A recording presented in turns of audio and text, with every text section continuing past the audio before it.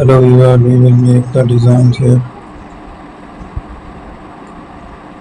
I will use a paint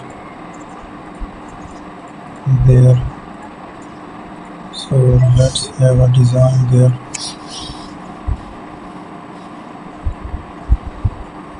I will make different designs by using the selection tool, shapes available there. So then I will create a design. It's a paint here. Still we have to select another shape.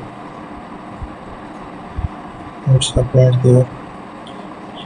Let's make the changes we can use there. So we have to make different pictures.